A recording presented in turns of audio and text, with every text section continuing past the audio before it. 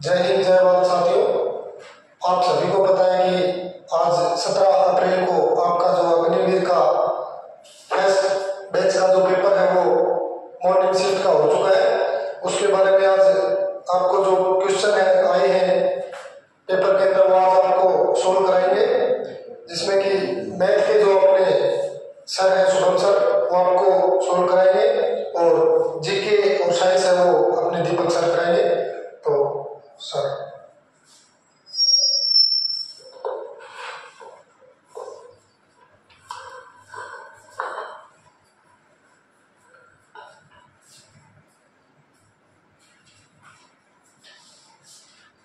नमस्कार साथियों, जैसा कि आपको पता है अपने मैथ का जो एग्जाम अग्निवीर का जो अभी बैच चल रहा है वो पहली बार सरकार जो अपने इंडियन आर्मी है वो ऑनलाइन करवा रही है।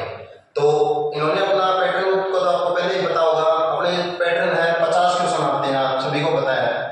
तो इसके अंदर पोर्शन उन्होंने डिवाइड कर दिया कि 15 जो क्वेश्चन है वो जनरल साइंस के रहेंगे और 15 जो क्वेश्चन है वो जीके के रहेंगे, 15 क्वेश्चन है वो अपने मैथ पोर्शन के रहेंगे और 5 क्वेश्चन है वो अपने रीजनिंग के रहेंगे। आप सबको इस चीज का तो पता ही है। और 100 नंबर का ये पूरा अपना एक एग्जाम रहेगा 100 मार्क्स का, और इसमें नेगेटिव मार्किंग यदि देखी जाए तो 1/4 रहेगी, मतलब 0.5 काट लिया जाएगा एक क्वेश्चन गलत होने पर, और एक क्वेश्चन ठीक होने पर 2 नंबर आपको अलॉट कर दिए जाएंगे।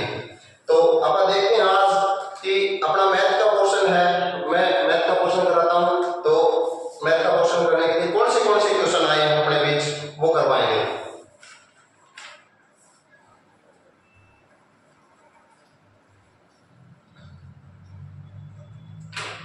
एआरओ कोटा में आए क्वेश्चन, आप उनको डिस्कस करते हैं पहले।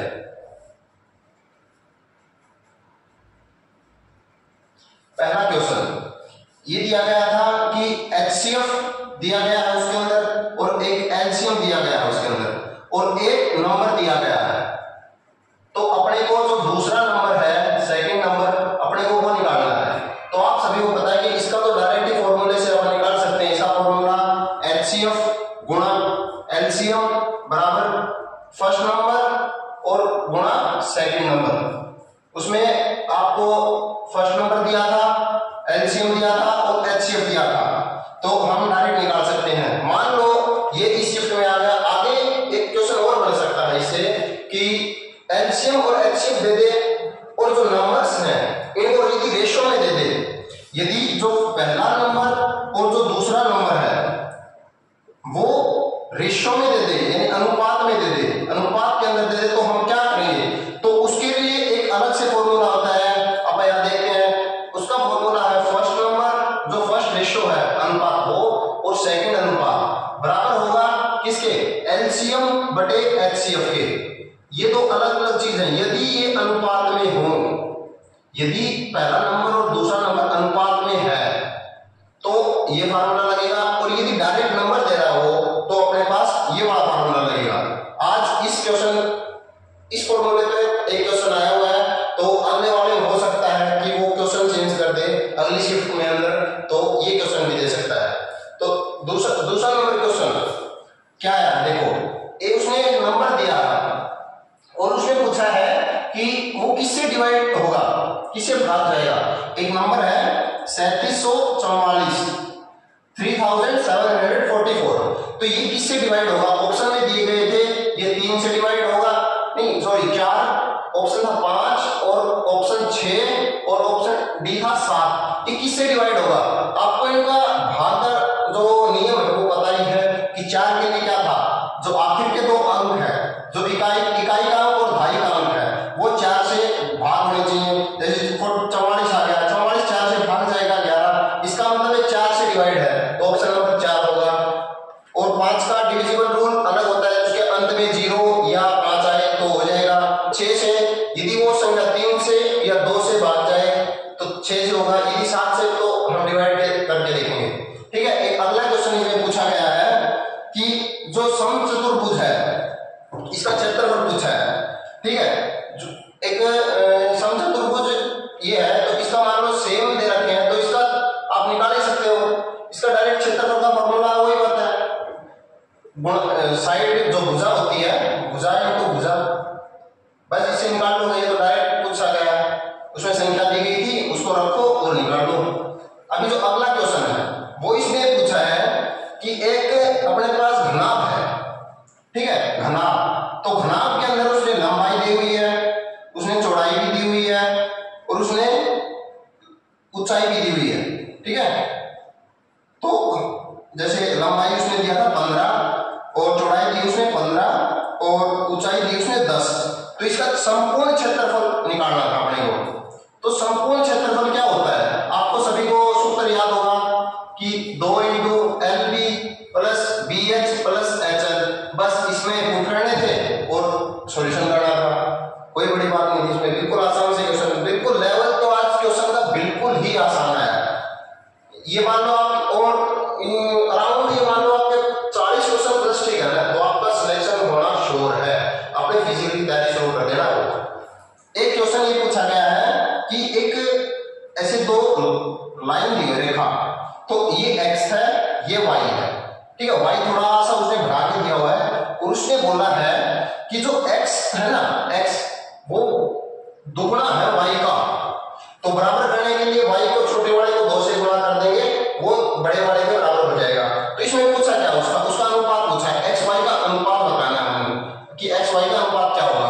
तो बस डायरेक्ट सीधा सा दिख रहा है कि y को इसके नीचे ले आओ और उधर 2 तो बचा ही हुआ है और बटे में एक, हर एक संख्या के अनुपात में 1 तो होता ही है, तो इसका आंसर हो जाएगा 2:1।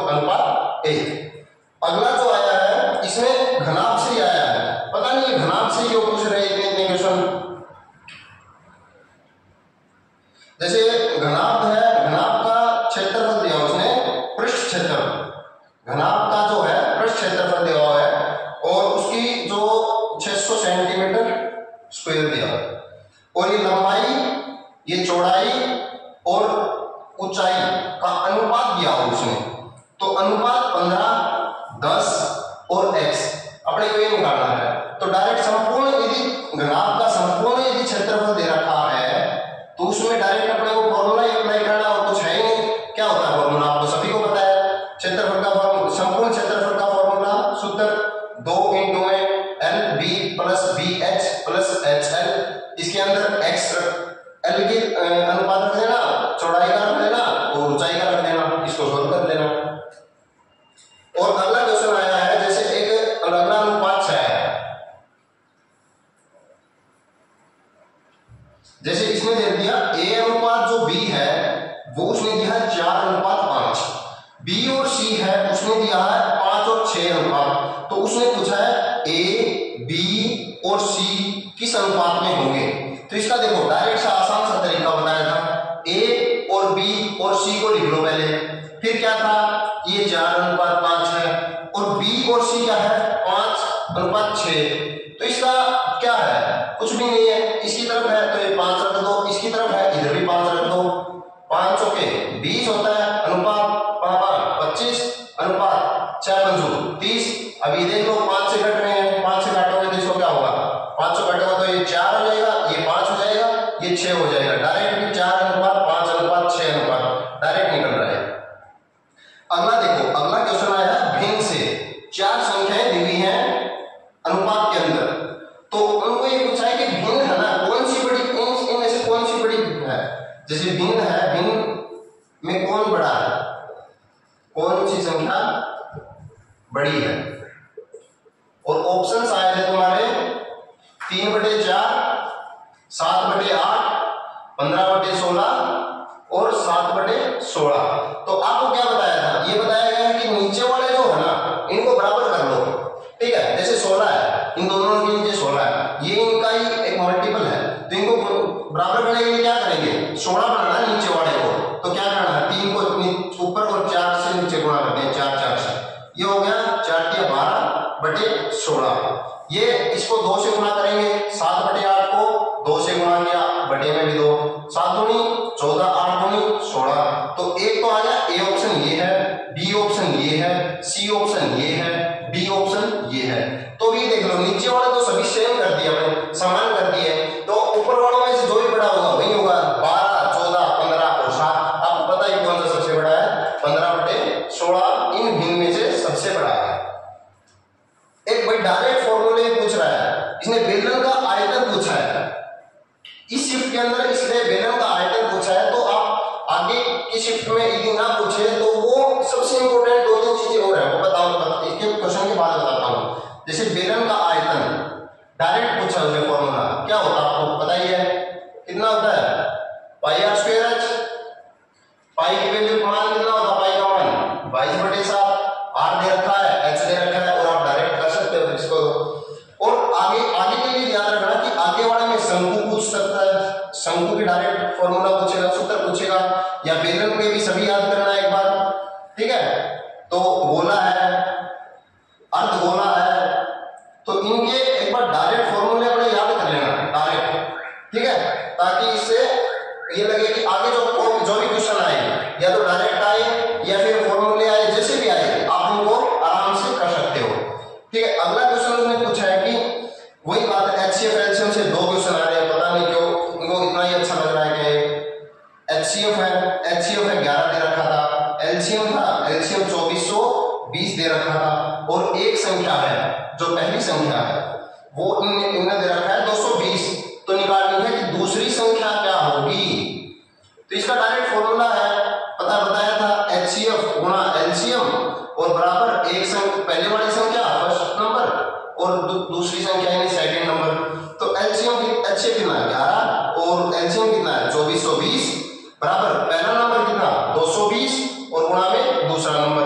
अभी दूसरा नंबर अपने को निकालना था, ये इधर गुणा में मल्टीप्लाई में इधर आके डिवाइड हो जाएगी, बस डिवाइड होगी तो 11 गुणा 200 2420 बटे में 220। अब इसको काट दो, इससे इसे काट दो, 11 एकम 11 दूनी और 2 को इसे काट दो 121, बस सीधा सीधा 121 उत्तर आ रहा था आपका जो ऑप्शन में दिया गया था। एक एआरओ अपना जो जयपुर एआरओ जड़ारो लगता है, आप सभी को पता है, तो इसके अंदर अलग एक क्वेश्चन पूछा गया कोटा के अंदर ही कि ए अनुपात बी है वो दे रखा है 4:5 और बी और सी 5:8। तो इसने पूछा है ए और सी का, पहले वाले में इसने क्या पूछा था कि ए बी सी तीनों का बताओ, अभी क्या करना है ए और सी का निकालना है। तो आपको बताई गई है ए बी सी, ए और बी कितना है 4 और 5, ये कितना बी और सी 5 और 8, पर डायरेक्ट देख लो 5 आ रहा है, यदि या तो डायरेक्ट निकालो, जैसे 4 हो गए तो ये 5 है, ये 8 है, अपने को क्या चाहिए ए का और सी का, तो ए और सी कैसे निकालेंगे, ए और सी कितना है 4:8, इसको 4 से काट दो, 4 एकम 4 दूनी यानी 1:2 के अंदर आ जाएगा, ये ऑप्शन में दिया गया था। बिल्कुल इजी पेपर आया आज, तो इसके हिसाब से अपने है ना, जिसके भी यूं मान लो आपके 40 क्वेश्चन ठीक बनेंगे ना जिसके भी, तो वो तो शॉर्ट सिलेक्शन लेके जाएगा, और 70 वाले भी फिजिकल अपना देना, क्या पता फिजिकल में क्या हो जाए, तो इसका अनुमान आप ले लगा सकते हैं। तो एक और क्वेश्चन देखो, अगला वाला क्वेश्चन क्या है, 5 मीटर का 80% पूछा उसने, क्या होगा। तो आपको पता ही है का मतलब क्या बता रखा है कि गुणा 5 मीटर का कितना है 5 मीटर है, तो 5 गुणा 80/% का क्या होता है 1/100, इसका बटे में 100 कर दिया। अब 20 से काट देंगे, 20 चौके 20 पंचो, 5 से काट देंगे ये, यानी इसका आ जाएगा 4 मीटर, जो भी ऑप्शन में दिया गया था। ऑप्शन थे 3, 4, 5 और 6। आगे त्रिभुज के 2 कोण दिए हैं भाई। अगला क्वेश्चन देखो, अगले क्वेश्चन में क्या दिया है कि त्रिभुज है एक, ठीक है, उसके 2 कोण दे दिए इसने, कितने 2 कोण थे, इसे पहला कोण था 75 और दूसरा कोण कितना था 25। तो ये पूछा कि तो तीसरा कोण है वो क्या होगा।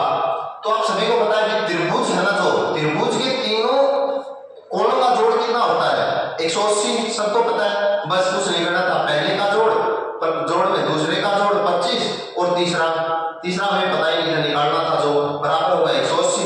तो 75 और 25 कितना होगा 100, तो थर्ड कितना आ जाएगा, ये उधर जाए प्लस में, उधर जाए माइनस में होगा, 180 माइनस 100 कितना हो जाएगा 80। बस इतने इजी क्वेश्चन पूछ रहा है।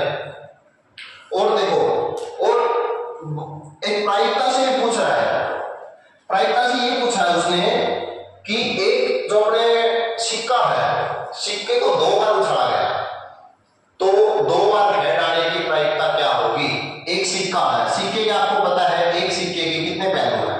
2 पहलू होते हैं, तो कितना होता है 2, यानी 2 बार एक सिक्के को 2 बार उछाला तो उसकी जो टोटल है मतलब कुल कितना आ सकता है? 2 की पावर 2, 2 दूनी 4। इसमें पूछा कि 2 हेड आने की प्रायिकता क्या है? तो 2 हेड तो देखो, एक 2 हेड आ सकते हैं दोनों, एक हेड एक टेल आ सकता है, पहला टेल और दूसरा हेड आ सकता है, तीसरा टेल और जो ये दूसरा भी टेल आ सकता है। तो इसमें कितना है? 2 हेड आने की प्रायिकता 1, तो 1/4 इसका आंसर हो जाएगा। आगे क्या पूछा है इसने? बिल्कुल इजी से इजी क्वेश्चन जो बना सकता था इसने वो बना के रखे हैं। अपने पास जितने भी बच्चों ने कंटेंट बताए हैं उन्होंने उनमें सभी ने ये कहा है कि सर जो अपने एकेडमी में जितना भी करवाया गया है उसमें तो ये मान लो आपने तो हाई लेवल का करवा दिया और इसमें तो बिल्कुल इजी दे रखा है, हमें तो देखते ही सवाल बन रहे हैं, पेन कॉपी उठाने की जरूरत ही नहीं पड़ रही हमें तो।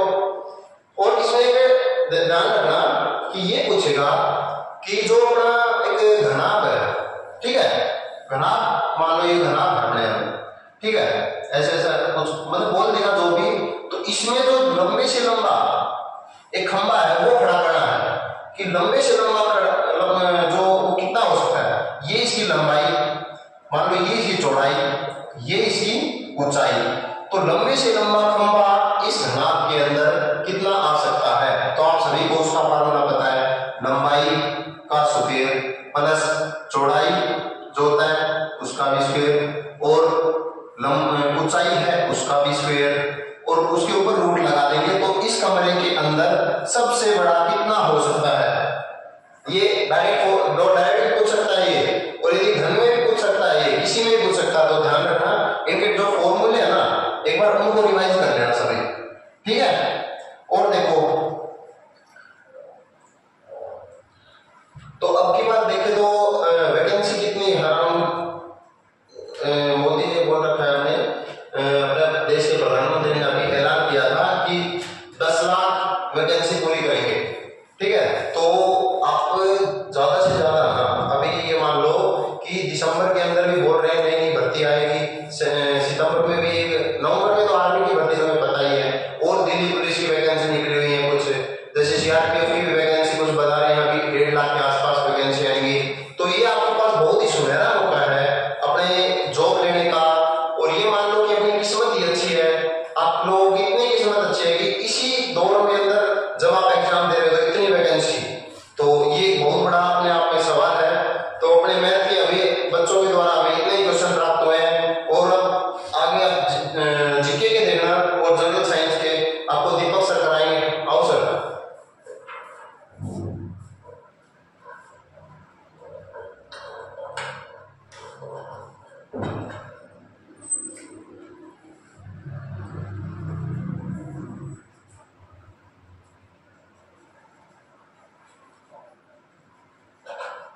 हेलो, तो नमस्कार स्टूडेंट। अभी आपको मैथ के सर ने आपको मैथ के क्वेश्चन करवाए हैं और आपको बताया गया कि अभी आपकी कौन कौन सी वैकेंसियां आएंगी और क्या कुछ उसमें रहेगा। तो 2023 और 24 का जो दौर है वो आपका नौकरियों की भरमार का दौर है, और जो बच्चा इन 2 सालों में तैयारी कर लेगा उसकी आगे की जिंदगी सुधर जाएगी। तो आज हमारा आर्मी अग्निवीर का पहला पेपर हुआ है, पहली शिफ्ट का, सेकंड शिफ्ट का, तो उसका जितना भी सॉल्यूशन हमारे पास आया है, जितने भी क्वेश्चन आए हैं वो अभी हम आपको इस वीडियो के माध्यम से करवाएंगे। और मैथ के जो क्वेश्चन है वो आपको शुभम सर ने करवा दिए हैं, और जीके का जो सॉल्यूशन है वो मैं आपको करवाऊंगा, और इसी के साथ में आपका जीएस का सॉल्यूशन भी करवाया जाएगा। तो फालतू बातें नहीं करेंगे, और सबसे पहले हम बात करते हैं जीके की। और इसके अंदर पहला क्वेश्चन आया हुआ था कि मोढेरे का सूर्य मंदिर कहां पर है? कौन सा क्वेश्चन है? मोढेरा का सूर्य मंदिर कहां पर है? और बहुत ही आसान क्वेश्चन है। मोढेरे का जो सूर्य मंदिर है ये आपका गुजरात के अंदर पड़ता है। कहां पर पड़ता है? ये आपका गुजरात के अंदर पड़ता है। और गुजरात से एक क्वेश्चन और भी है इसी के अंदर कि हड़प्पा जो है, यानी कि हड़प्पा का एक स्थल है उसका नाम है धोलावीरा। कौन सा बेटा? उसका नाम है धोलावीरा। और धोलावीरा भी कहां पर है? तो धोलावीरा भी आपका गुजरात के अंदर है। कहां पे है? गुजरात के अंदर है।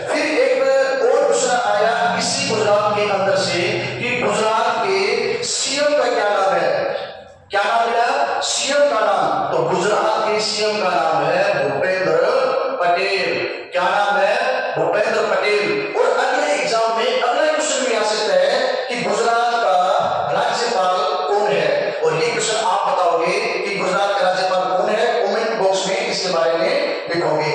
ठीक है, तो गुजरात से हमने क्या कह देखा कि मोढेरा का सूर्य मंदिर कहां पर है, गुजरात में। हड़प्पा का स्थल धोलावीरा कहां पर है, गुजरात में। और गुजरात का सीएम कौन है, तो ये भी आपका क्या है भाई, भूपेंद्र पटेल है। लेकिन गुजरात से और भी क्वेश्चन आपके बन सकते हैं, चलो मैं आपको करवा देता हूं।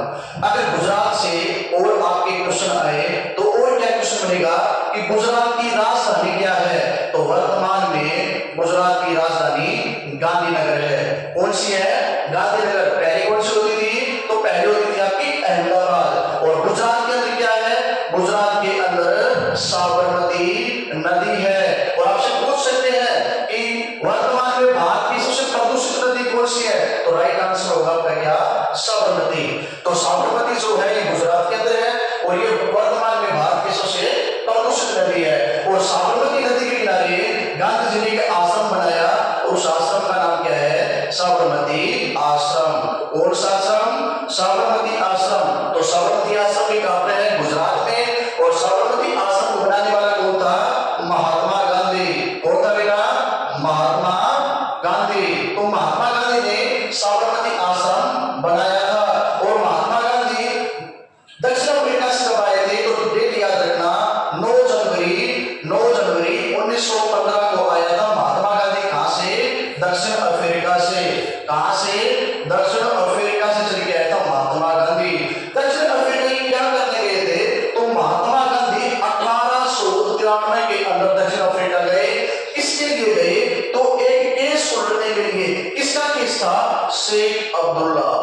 कौन था बेटा, शेख अब्दुल्ला जो है, इसके केस की पैरवी के लिए गए थे महात्मा गांधी। और वापिस आए ये 9 जनवरी 1915 को। और इसी की याद में 9 जनवरी को वर्तमान में भारत में एक दिवस मनाया जाता है और उसका नाम है प्रवासी भारतीय दिवस। तो प्रवासी भारतीय दिवस किसकी याद में मनाएंगे, महात्मा गांधी की याद में। जो थोड़ा और भी पढ़ते हैं कि 9 जनवरी को प्रवासी भारतीय दिवस कब से मनाना शुरू किया गया, तो याद रखियो 2003 से। और सरकार किसकी है, तो अटल बिहारी वाजपेयी। अटल बिहारी वाजपेयी की सरकार में पहली बार क्या बनाया गया, 2003 में प्रवासी भारतीय दिवस बनाया गया। और इसी के समय में इसका उप प्रधानमंत्री कौन था, लाल कृष्ण आडवाणी। और सबसे कम समय तक प्रधानमंत्री रहने का रिकॉर्ड भी किसके नाम है, वो भी अटल बिहारी वाजपेयी के नाम है। और पहला गैर कांग्रेसी प्रधानमंत्री जिसने अपना 5 साल का कार्यकाल पूरा किया था, वो भी कौन है, अटल बिहारी वाजपेयी। लेकिन आपसे पूछा जाए कि पहला गैर कांग्रेसी प्रधानमंत्री कौन था, तो पहला गैर कांग्रेसी प्रधानमंत्री ये नहीं था, ये तो था पूर्णकालिक कार्य करने वाला। पहला गैर कांग्रेसी प्रधानमंत्री था मोरारजी देसाई। कौन सा देसाई, मोरारजी देसाई पहला क्या होता था भाई, गैर कांग्रेसी प्रधानमंत्री होता था। और इस मंत्री का नारा दिया था कौन सा, लोकतंत्र बचाओ। क्या बचाओ, लोकतंत्र बचाओ। तो जो भी क्वेश्चन आएगा प्रश्न कोई भी डीप नहीं है, अगर आप रिलेट करके पढ़ोगे तो जीके बिल्कुल आसान है। क्या भाई, बिल्कुल आसान है। तो पहले क्वेश्चन का आपने आंसर देखा और इससे रिलेटेड जितनी भी बातें थी वो मैंने आपको बता दी। चलो अगली बात करते हैं नेक्स्ट क्वेश्चन की। शायद आप लोगों को मजा भी आ रहा होगा क्वेश्चन में। कोई डाउट आए तो आप कमेंट बॉक्स में बताएं, सारे डाउट आपके क्लियर किए जाएंगे। तो नेक्स्ट क्वेश्चन है नीरज चोपड़ा। अरे ये तो बिल्कुल ही आसान है, ठीक है, बिल्कुल ही आसान, इससे आसान तो कुछ हो ही नहीं सकता। नीरज चोपड़ा, नीरज चोपड़ा का संबंध किस खेल से है, तो नीरज चोपड़ा भाला चलाते हैं। क्या चलाते हैं, भाला। ठीक है, भाला फेंक से संबंधित कौन है, नीरज चोपड़ा। और इसका जन्म कहां पर हुआ था, पानीपत में इस बंदे का जन्म हुआ। और पानीपत कहां पर है, हरियाणा। चलो थोड़ा और भी पढ़ते हैं। पानीपत के अंदर कौन सा गांव है, तो इसका गांव है खंडरा। खंडरा गांव से संबंध रखते हैं नीरज चोपड़ा और भाला चलाते हैं। और ये भाला फेंक से संबंधित है, हरियाणा पानीपत के रहने वाले हैं। एक क्वेश्चन है मैरी कॉम। मैरी कॉम किससे संबंधित है, तो मैरी कॉम का संबंध है बॉक्सिंग से। ये क्या करती है, ये बॉक्सिंग करती है। एक क्वेश्चन आपका रवि दहिया। रवि दहिया आ जाए, ये भी बंदा हरियाणा का है, धोबी पछाड़ जिसने लगाया था पाकिस्तान के खिलाफ। तो रवि दहिया किससे संबंधित है, कुश्ती। इससे संबंधित है भाई, कुश्ती से संबंधित है। और एक ये क्या करते हैं, ये पुष्टि करते हैं। ठीक है, तो खेल से संबंधित ये क्वेश्चन थे जो मैंने आपको बताए। एक क्वेश्चन और आपका पीवी सिंधु किससे संबंधित है? पीवी सिंधु का संबंध किस खेल से है? तो बैडमिंटन से। कौन सा मिंटन? बैडमिंटन से संबंधित आपका कौन? पीवी सिंधु। ठीक है भाई, नेक्स्ट क्वेश्चन देखो, मजा आ रहा है क्या? सभी बच्चे कमेंट करके जरूर बताएं कि वीडियो कैसी बन रही है, क्या मजा आ रहा है। अगर आपका कमेंट आएगा, आपके लाइक आएंगे, आप शेयर करोगे तो आपको और भी क्लासेस प्रोवाइड करवाई जाएंगी। ठीक है, नेक्स्ट क्वेश्चन है मंगल पांडे। मंगल पांडे 1857 की क्रांति का हीरो। ठीक है, मंगल पांडे जो है ये कौन सी एनआई से संबंधित है? एनआई मतलब नेगेटिव इन्फेंट्री, हिंदी में क्या बोलेंगे, आम भाषा में क्या बोलेंगे, पैदल सेना। ठीक है, तो ये कौन सी एनआई से संबंधित है मंगल पांडे? तो मंगल पांडे 34वीं एनआई से संबंधित है। और इसने क्या किया था? इसने 1857 की क्रांति में सबसे पहले विद्रोह किया। क्यों किया? कारण क्या था? क्या तंगी थी इसको? तो इसको तंगी थी चर्बी वाले कारतूस की। चर्बी वाले कारतूस, ऐसी अफवाह फैल गई थी इंडिया में कि अंग्रेजों ने एक नई बंदूक लॉन्च की है, उसका नाम है न्यू इनफील्ड। और न्यू इनफील्ड के अंदर जो बारूद यूज करते हैं उसके अंदर चर्बी वाले कारतूस हैं। क्या हम चर्बी नहीं खाते? हम तो चर्बी खाते हैं। फिर इसका विरोध क्यों हुआ? तो इसका कारण था। कारण क्या था? एक इसके अंदर चर्बी बताई गाय की, जो हिंदू के लिए क्या है, पवित्र है। और दूसरी किसकी बताई गई? सुअर की। और सुअर किसके लिए आराम है? मुस्लिम के लिए। तो इसीलिए इसने विरोध किया और इसने दो अंग्रेजों को मार दिया, और वो एक हयोसन और एक बाघ, और दोनों को मारने के बाद में इसको फांसी दे दी गई थी। और कौन सी बटालियन से था? 34वीं एनआई से इसका संबंध होता था। 1857 की क्रांति का पहला हीरो। ठीक है, कौन है? मंगल पांडे। नेक्स्ट क्वेश्चन देखो, नेक्स्ट है सिपाही विद्रोह। ये तो से संबंधित है। सिपाही विद्रोह कब हुआ था, बता सकते हो? तो सिपाही विद्रोह जो हुआ था ये भी 1857 के अंदर हुआ। कब हुआ? 1857 की क्रांति के अंदर सिपाही विद्रोह हुआ था। चलो 1857 की क्रांति के बारे में कुछ बातें बताता हूँ। 1857 की क्रांति का नेक्स्ट एग्जाम में क्वेश्चन आ सकता है कि इस क्रांति का चिन्ह क्या था। ठीक है, इसका प्रतीक क्या होता था? इसका प्रतीक था रोटी। क्या था भाई? रोटी प्लस में कमल, ये इसका चिन्ह होता था।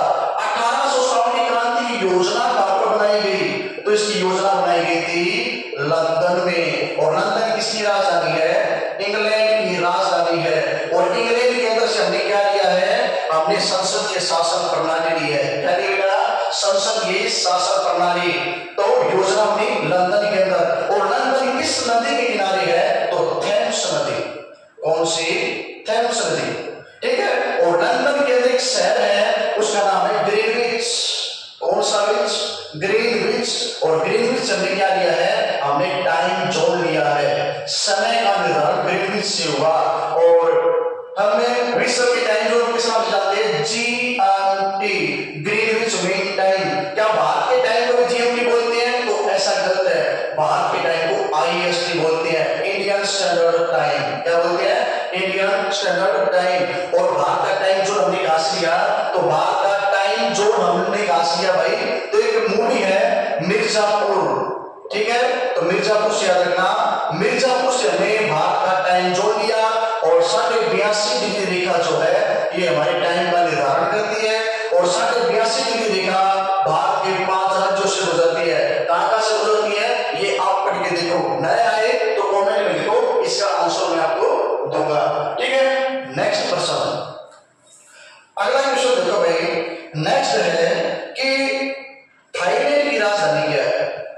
ठीक है, थाईलैंड की राजधानी क्या है? तो थाईलैंड की राजधानी कौन सी है भाई? थाईलैंड की राजधानी कौन सी है? तो इसका राइट आंसर होगा बैंकॉक। क्या होगा भाई? बैंकॉक। और थाईलैंड को क्या बोलते हैं? थाईलैंड को हम सफेद हाथियों का देश बोलते हैं। सफेद हाथियों का देश किसे बोलते हैं? थाईलैंड को बोलते हैं। इसकी राजधानी क्या है? बैंकॉक इसकी राजधानी है। एक देश और आ सकता है, फिलीपींस। ठीक है, फिलीपींस लग रहा है कि इसकी राजधानी कौन सी है? तो फिलीपींस की राजधानी है मनीला। कौन सा? मनीला। एक प्रश्न और आ सकता है, अगर अगला ये पूछ ले कि हाथियों का देश किसे कहते हैं, तो जब भी हाथियों का देश आ जाए तो उसका आंसर होगा लाओस। सफेद हाथियों का देश, सफेद हाथियों का देश थाईलैंड, और हाथियों का देश कौन सा है, तो वो है लाओस। और थाईलैंड की राजधानी बैंकॉक, फिलीपींस की राजधानी मनीला है। ठीक है, फिलीपींस की राजधानी क्या है भाई, तो मनीला है। नेक्स्ट प्रश्न ले लो। अगला प्रश्न क्या है आज के एग्जाम में, तो अगला प्रश्न है आपका भारत का क्षेत्रफल की दृष्टि से सबसे बड़ा राज्य। तो देखो क्षेत्रफल की बात नोट करिए सभी, बड़ा आए या छोटा आए, तो बड़ा कौन सा है, तो रंगीला राजस्थान, जो राजस्थान है सबसे बड़ा है। छोटे की बात आए तो छोटा कौन है, गोवा। फिर अगला आपको पूछ सकते हैं जनसंख्या कि सर ये और बताओ कि जनसंख्या में सबसे बड़ा कौन सा है और सबसे छोटा कौन सा है। तो कोई बड़ी बात नहीं है, बड़े की पूछे तो यूपी, उत्तर प्रदेश, और अगर छोटा पूछे तो सिक्किम। और सिक्किम की राजधानी क्या है, गंगटोक। और यूपी की राजधानी क्या है, लखनऊ। और गोवा की राजधानी क्या है, पणजी। राजस्थान की राजधानी क्या है, जयपुर। और जयपुर को किसने बसाया, सवाई राजा जयसिंह ने, और इसे भारत की पिंक सिटी के नाम से जाना जाता है। फिर एक बात और आएगी, यहीं पे प्रश्न नहीं रोकेंगे, अगली बात फिर आएगी कि जनसंख्या घनत्व, और बताओ कि जनसंख्या घनत्व में सबसे बड़ा और सबसे छोटा। तो फिर क्वेश्चन चेंज हो गया, और अब बार बड़े में आएगा बिहार, बिहार की राजधानी पटना। और छोटे में क्या आएगा, छोटे में आएगा अरुणाचल प्रदेश। मात्र 17 इसका जनसंख्या घनत्व देखने को मिलेगा, कितना, मात्र 17। और अरुणाचल प्रदेश की राजधानी ईटानगर। बिहार का जनसंख्या घनत्व 1106। ठीक है, 1106 जनसंख्या घनत्व किसका है, तो ये है आपके बिहार का। तो ये बातें आपको याद रखनी पड़ेगी भाई, रह जाएगा याद। तो जब भी कोई क्वेश्चन है तो उसको रिलेट करके पढ़ो, जीके बिल्कुल आसान हो जाएगी। कोई बड़ा कोई क्राइटेरिया है नहीं, बस चीजों को ध्यान से समझते रहो और करते रहो, और लॉजिक लगाओ कि नेक्स्ट एग्जाम में क्या आ सकता है। जो भी एग्जाम में होता है वो हमेशा पेपर का पैटर्न जो सेम रखने की कोशिश करता है। ऐसे नहीं करता भाई कि एक पेपर को तो बिल्कुल लो लेवल का बना दिया, एक को हाई बना दिया, नहीं। किसी में जीके आसान आएगी तो किसी में मैथ आसान आएगा, ठीक है, किसी में मैथ हार्ड आएगा तो किसी में जीके आसान आ जाएगी। यानी पैटर्न बदलता रहता है, पैटर्न हमेशा वो सेम से रहता है। ठीक है, तो चीजों को रिलेट करो, देखो अगले में क्या हो सकता है। नेक्स्ट प्रश्न आएगा, क्रिकेट के बैट की लंबाई।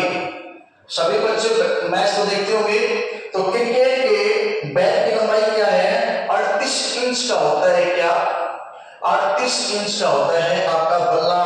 और सेंटीमीटर में बात करें तो कितना होता है, 96 सेंटीमीटर। ठीक है, 96 सेंटीमीटर होता है क्या, बल्ला। फिर आपसे एक प्रश्न और पूछ सकता है, ये आगे का बता रहा हूं कि गेंद का वजन और बताओ कितना वेट होता है गेंद के अंदर। तो कोई बड़ा इश्यू नहीं है, गेंद का वजन होता है 163 ग्राम लगभग है। ये इससे थोड़ा सा कम भी हो सकता है, लेकिन ज्यादा मैक्सिमम इतना ही होगा। ठीक है, और ये एक प्रश्न और, अगर बल्ले की चौड़ाई पूछी जाए, ये तो हर लंबाई, बल्ले की चौड़ाई हो बताओ, तो क्या बड़ी बात है, बता देंगे। बल्ले की चौड़ाई होती है 4.25 इंच। ठीक है, 4.25 इंच बल्ले की क्या होती है, ये होती है इसकी चौड़ाई। फिर नेक्स्ट प्रश्न और भी आ सकता है कि सर हमें ये और बताओ कि पिच की लंबाई क्या है। तो पिच की लंबाई है 20.12 मीटर। यहाँ पे सेंटीमीटर मत करना भाई, और किलोमीटर भी मत करना, चीजों को ध्यान से देखो। मीटर क्या बोला, मीटर मीटर मीटर। ठीक है, तो इसका क्या होगा, मीटर। अब ये पिच की क्या पूछी, लंबाई पूछी, लेकिन वो हमारे दिमाग से चलेगा और हम उससे ज्यादा शाने बनेंगे। वो क्या पूछेगा, पिच की चौड़ाई बताओ। लंबाई नहीं पूछता मैं, मेरे को आप पिच की चौड़ाई बताओ। तो कोई बड़ा इश्यू नहीं है, 3.4 मीटर इसकी पिच की क्या हो जाएगी, चौड़ाई। ठीक है, क्या हो जाएगी बेटा, चौड़ाई हो जाएगी। आया नहीं समझ में। चलो नेक्स्ट प्रश्न और देखते हैं, और साथ साथ में चीजों को नोट करते रहे। जो बच्चे हैं इन चीजों को नोट करते रहे, नोट करोगे आपको अगले एग्जाम में क्वेश्चन और दिखेंगे यहीं से। ताजमहल स्थित है, अरे बिल्कुल ही लो लेवल का क्वेश्चन है। ताजमहल तो सबको पता है, ठीक है, बारे में आगरा। लेकिन चलो क्वेश्चन का कुछ लेवल बनाते हैं, ठीक है। आगरा को किसने बसाया? तो आगरा को बसाया सिकंदर लोधी ने। किसने बसाया? सिकंदर लोधी ने बसाया, ठीक है। और कब बसाया? 1504 में। आगरा को राजधानी किसने बनाया? तो जिसने बसाया उसने राजधानी बनाया। कब बनाया? 1506 में। ये था लेवल का क्वेश्चन, ठीक है। तो ताजमहल, और ताजमहल किस नदी के किनारे पे है? तो ताजमहल आपका यमुना नदी के किनारे पे है। कौन सी नदी है बेटा? तो यमुना नदी के किनारे पे आपका ताजमहल। और इसी से एक प्रश्न और पूछा गया था कि यमुना नदी का उद्गम बताओ, कि यमुना नदी का उद्गम कहां से होता है। मैं एक बार मार्कर ले देता हूं, फिर कहते हैं उद्गम के बारे में, ठीक है। तो देखो भाई, यमुना नदी का उद्गम कहां से होता है? यमुना नदी का उद्गम कहां से होता है? तो उत्तराखंड से यमुना नदी का उद्गम होता है। और उद्गम स्थान क्या है? यमुनोत्री हिमानी। कौन सी हिमानी? यमुनोत्री हिमानी से इसका उद्गम होता है। हिम का मतलब क्या होता है? बर्फ, ठीक है।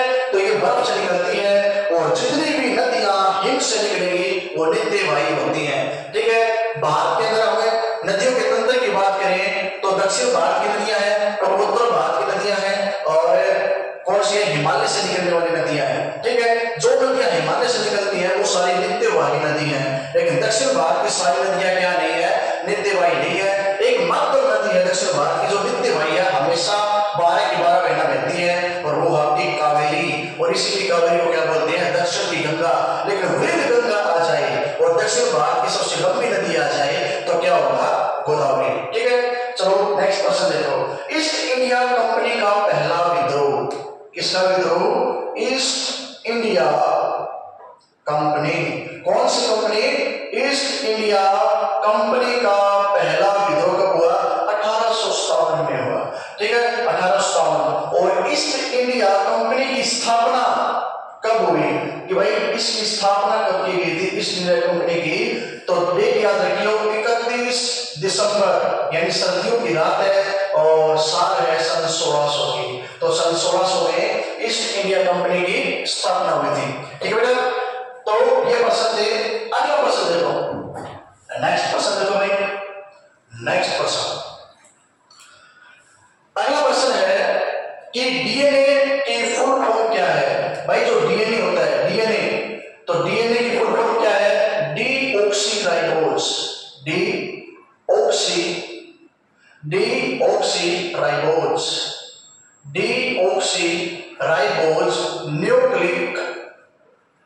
Nucleic acid. एसिड का मतलब होता है अम्ल, ठीक है। तो डीएनए की फुल फॉर्म क्या है? Deoxyribose nucleic acid. और एक प्रश्न और है इसमें, आरएनए की फुल फॉर्म और बताओ भाई। तो आरएनए की कर दो, क्या होगी भाई? तो राइबो न्यूक्लिक एसिड।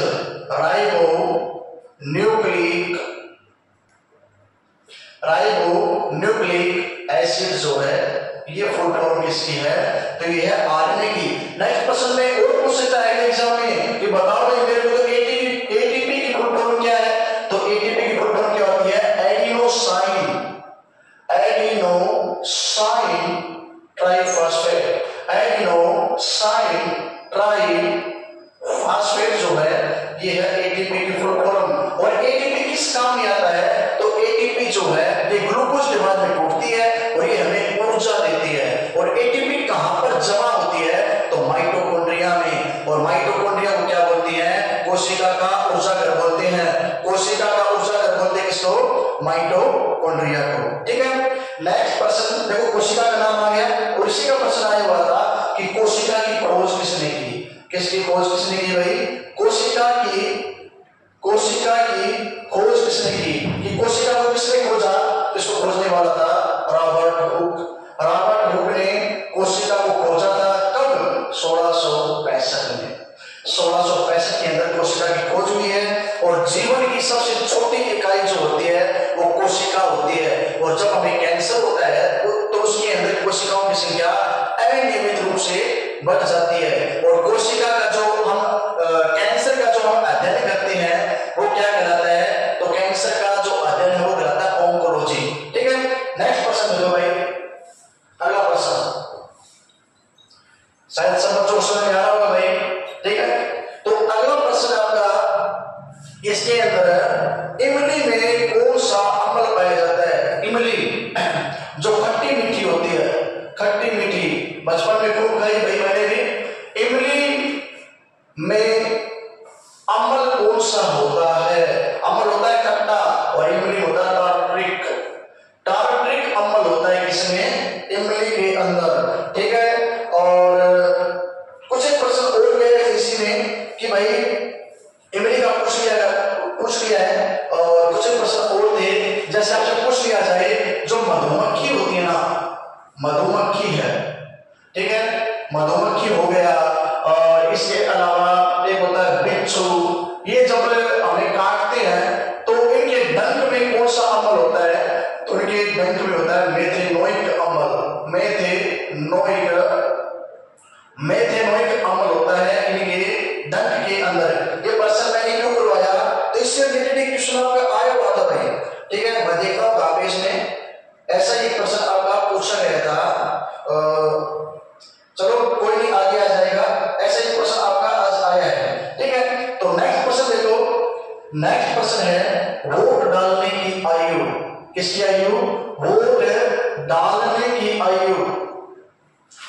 वोट डालने की आयु जो है वो 21 से हटा करके, बोला भाई 21 वर्ष नहीं होगी, कितनी होगी? 18 वर्ष।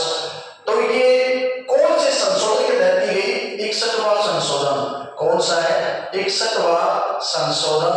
और ये पूछ सकते हैं कि संशोधन कब हुआ? तो 1989 यानी कि 1989 के अंदर हुआ। और इस समय पर सरकार किसी थी? तो कांग्रेस की सरकार है। और भारत का सबसे युवा प्रधानमंत्री अब तक का राजीव गांधी। तो इसने 61वां संविधान संशोधन लागू किया। और इसके नाम में एक चीज लगी हुई, क्या? बोफोर्स घोटाला। कभी एग्जाम में आए बोफोर्स घोटाला जो है वो किसके समय में हुआ? तो राजीव गांधी के समय में हुआ था। और अब तक का सबसे युवा प्रधानमंत्री कौन है? राजीव गांधी। और अब तक का सबसे बूढ़ा प्रधानमंत्री कौन है? तो वो है मोरारजी देसाई। आया विषय में। नेक्स्ट प्रश्न देखो, अगला प्रश्न क्या है पेपर में? तो अगला प्रश्न आया कि जो प्रस्तावना है, इस प्रस्तावना के अंदर 3 शब्द जोड़े गए। कौन से? अखंडता, समाजवादी, धर्मनिरपेक्ष। ये कौन से संशोधन के तहत जोड़े गए? तो 42वां संशोधन हुआ। कौन सा? 42वां संविधान संशोधन हुआ, ठीक है। और इस संशोधन के तहत ये कब हुआ? 1976 में, 1976 के अंदर हुआ। और इसी संशोधन के तहत हमारी प्रस्तावना में क्या जोड़े गए? 3 शब्द जोड़े गए, समाजवादी और अखंडता और धर्मनिरपेक्ष। तीनों शब्द इसमें जोड़े गए थे। सरकार किसकी है? सरकार है iron lady of India, Indira Gandhi, ठीक है। इंदिरा गांधी की सरकार है। और जब इतने पावरफुल काम कर रही है तो मरती है, तो मरने के बाद में इसका जो समाधि स्थल है उसका नाम भी क्या रखा गया? शक्ति स्थल। शक्ति स्थल समाधि स्थल किसका है? तो इंदिरा गांधी का। और इसके समय में प्रस्तावना में 3 शब्द जोड़े गए। अगला प्रश्न आ सकता है आपका कि प्रस्तावना में अब तक कितने संशोधन हुए हैं? तो कोई बड़ी बात नहीं भाई, प्रस्तावना में अब तक एक ही संशोधन हुआ और वो इंदिरा गांधी जी ने किया था 1976 में। और इसके बाद एक संशोधन और हुआ, कौन सा? 44वां संशोधन। ये हुआ 1978 में। और इस समय सरकार किसकी थी? मोरारजी देसाई की, मोरारजी देसाई। और इस संशोधन में बहुत से काम किए गए थे। जैसे मैं बात करूं, लोकसभा का कार्यकाल 6 साल कर दिया था इंदिरा गांधी ने 42वें संशोधन के तहत, तो इसने उसको वापस 5 साल किया। और एक संपत्ति का जो अधिकार है उसको कानूनी अधिकार बनाने का काम किया। तो ऐसे ऐसे कुछ काम हुए थे इसके अंदर, ठीक है। नेक्स्ट प्रश्न देखो भाई, अगला प्रश्न है कि जीव द्रव्य की खोज किसने की? जीव द्रव्य की खोज, जीव द्रव्य की खोज किसने की? तो जीव द्रव्य की खोज की थी पुरकिंजे ने। किसने की? पुरकिंजे ने जीव द्रव्य की खोज की है, ठीक है। नेक्स्ट है, ये जो द्रव्य पूछा है कोशिका द्रव्य है और इसकी खोज की थी पुरकिंजे ने। नेक्स्ट आपका भारत का सबसे बड़ा हवाई अड्डा, भारत का सबसे बड़ा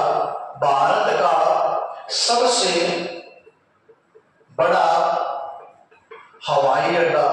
तो सबसे बड़ा हवाई अड्डा कौन सा है? जो अभी हमने पढ़ा इंदिरा गांधी के बारे में, तो उसी के नाम से एक हवाई अड्डा है दिल्ली के अंदर, इंदिरा गांधी हवाई अड्डा जो है ये दिल्ली में है, जो वर्तमान में भारत का सबसे बड़ा हवाई अड्डा है। एक प्रश्न पूछा गया, श्रीलंका की राजधानी, इसकी राजधानी, श्रीलंका की राजधानी, ठीक है। और जो पद्मावती थी वो कहाँ की रहने वाली थी? वो श्रीलंका की रहने वाली थी। और शादी की राजा रतन सिंह के साथ में, जो 16,000 दासियों के साथ में 1303 में अलाउद्दीन से बचने के लिए सती हो गई, ठीक है। तो श्रीलंका की राजधानी क्या है? जयवर्धने। श्रीलंका की राजधानी क्या है? जयवर्धने। और दूसरी राजधानी क्या है इसकी? कोलंबो। तो 2 राजधानियां इसकी श्रीलंका की। ये पेपर में प्रश्न आया हुआ था, ठीक है। नेक्स्ट, राष्ट्रपति लोकसभा में कितने सदस्यों को मनोनीत करता है? राष्ट्रपति लोकसभा में कितने सदस्यों को, राष्ट्रपति लोकसभा में कितने सदस्यों को मनोनीत करता है? कितने सदस्यों को मनोनीत करता है? तो बिल्कुल आसान सा आंसर 2। अगली बार आ सकता है, सर ये बताओ कि राज्यसभा में कितने सदस्यों को मनोनीत करेगा? किसमें? राज्यसभा में। तो यहाँ पे हो जाएंगे कितने? 12।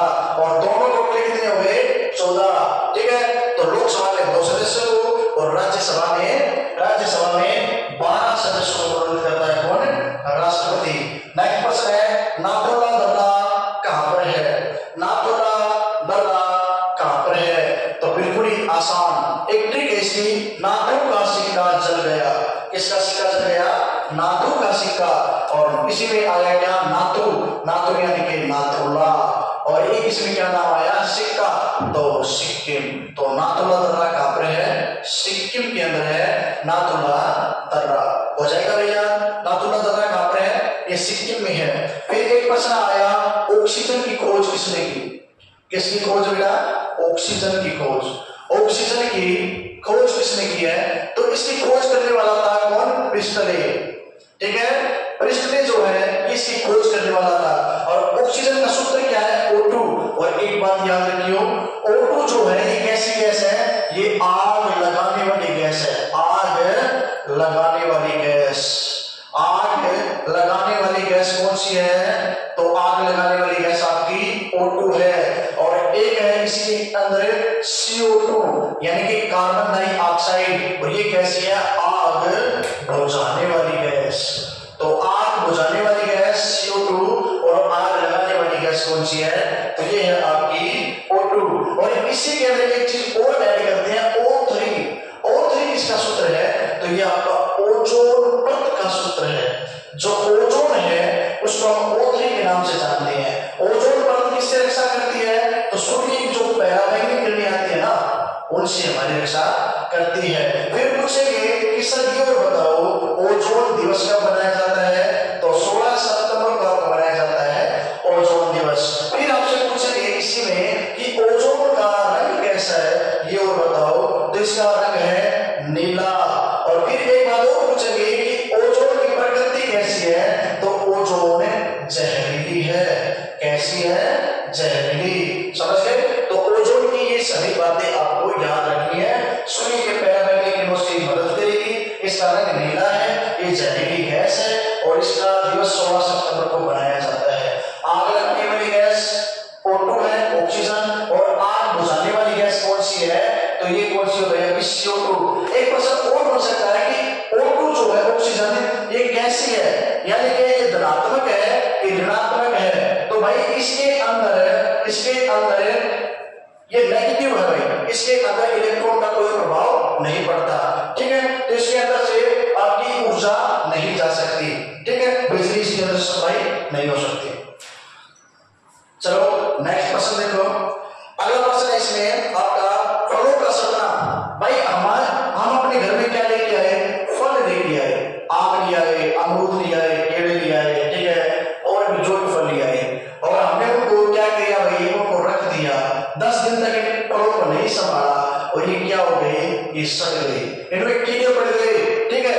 कीड़े पड़ गए तो अब इसी का प्रश्न आता है एग्जामिनर ने, पता नहीं उसको क्या सतवाना है।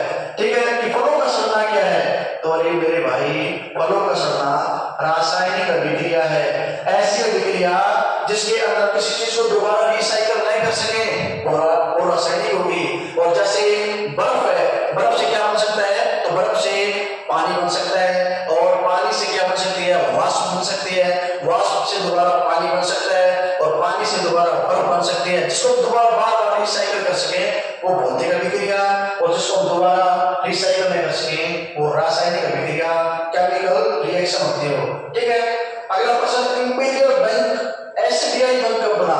कौन सा? इंपीरियल। ठीक है, इंपीरियल बैंक जो है ये एसबीआई कब बना था? एसबीआई, ठीक है, स्टेट बैंक ऑफ इंडिया का दर्जा इसे कब दिया गया? 1955 में। कब दिया गया बेटा? 1955 में इसे एसबीआई का दर्जा दिया गया था। नेक्स्ट प्रश्न, उपभोक्ता अधिकार दिवस कौन सा? उपभोक्ता। पहले तो ये बताओ कि उपभोक्ता होता क्या है? किसी को पता है? पता है तो जरूर कमेंट बॉक्स में बताएं। उपभोक्ता अधिकार दिवस, चलो मैं बताता हूं। उपभोक्ता होता है भोगने वाला। क्या भोगता है? जैसे हमने खेत में पैदावार की किसी गेहूं की, तो हमने क्या किया? हम उसका उत्पादन करने वाले थे, लेकिन उसको जो बना के खाएगा, यानी जो जिस चीज का सेवन करता है, जिसका यूज करता है, वो होता है उपभोक्ता। ठीक है, और इसी से प्रश्न बना कि उपभोक्ता अधिकार दिवस कब मनाया जाता है? 15 मार्च को। 15 मार्च को मनाया जाता है आपका उपभोक्ता अधिकार दिवस। लेकिन ये कहां पर है? ये है आपका अंतरराष्ट्रीय लेवल पे। भारत में कब मनाया जाता है? भारतीय उपभोक्ता अधिकार दिवस कब मनाया जाता है? तो ये आपका मनाया जाता है 24 दिसंबर को। ठीक है, कब मनाया जाता है? 24 दिसंबर को। ठीक है, तो ये थे बेटा आज के कुछ सॉल्यूशन, और उम्मीद करता हूं कि आज का सॉल्यूशन आपको अच्छा लगा होगा। अगर आपको वीडियो अच्छी लगी हो तो जरूर इसके अंदर अपना रिस्पॉन्स दें और जरूर बताएं आपको कैसी क्लासेस लगी। क्या इसी प्रकार की क्लासेस आपको और प्रोवाइड करवानी है तो उसके बारे में आप कमेंट बॉक्स में बताएं। और ये हमारी अकेडमी है राजस्थान के अंदर कोरडे में, हरियाणा अकेडमी कोरडे, तो आप यहाँ पे आकर के कोचिंग ले सकते हैं। आपके रहने की, खाने की हर प्रकार की व्यवस्था हमने इस कोचिंग के अंदर कर रखी है।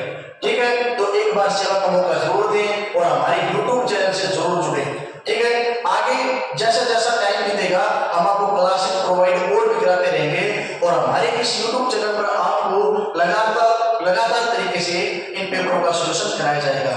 तो क्लास का रिस्पॉन्स कैसा रहा सभी बच्चे बताएं, और आज के लिए इतना ही। धन्यवाद। जय भारत।